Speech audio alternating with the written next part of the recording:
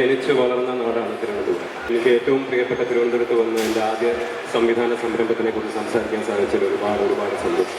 എൻ്റെ സിനിമയെക്കുറിച്ച് പറയുന്നതിന് മുമ്പ് ഈ ഇവൻറ്റിനെ കുറിച്ച് ഒന്ന് പറയണം. ഞങ്ങൾ ആക്ച്വലി അടുത്ത ആഴ്ച റിലീസായത് കാരണം ഒരുപാട് സ്ഥലങ്ങളിൽ പോയി പ്രൊമോട്ട് ചെയ്യണം. അതുകൊണ്ട് നേരത്തെ വരാൻ കഴിഞ്ഞില്ല. പക്ഷേ ഞങ്ങൾ ഇത് ഫുൾ ലെങ്ത് കാണാൻ മിസ്സായിപ്പോയി എന്ന് വേണം പറയാൻ. കാരണം അത്ര ഇംപ്രസീവായിരുന്നു.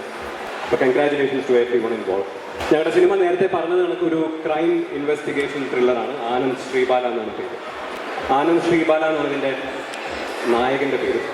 അർജുൻ അശോകനാണ് ചെയ്യുന്നത്. ഒരു ക്യാരക്ടർ ഡ്രിവൺ ഫിലിമാണ്.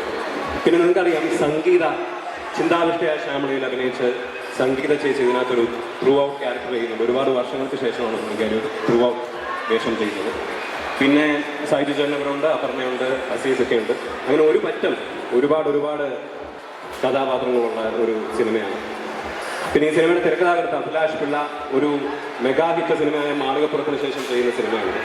അദ്ദേഹത്തിൻ്റെ അഭിപ്രായത്തിൽ അദ്ദേഹത്തിന് ഏറ്റവും പ്രിയപ്പെട്ട അദ്ദേഹത്തിൻ്റെ തിരക്കഥകളിൽ അദ്ദേഹത്തിന് ഏറ്റവും പ്രിയപ്പെട്ടതായിട്ടുള്ള ആനന്ദ് ശ്രീബാലയാണ് അദ്ദേഹം എനിക്ക് വേണ്ടി അദ്ദേഹം തന്നത്. ഞാൻ ഒരുപാട് നന്ദി അദ്ദേഹത്തിനോട് പറയുന്നു ഈ അവസരത്തിൽ. എൻ്റെ പ്രിയ സുഹൃത്ത് രഞ്ജിൻ രാജ്.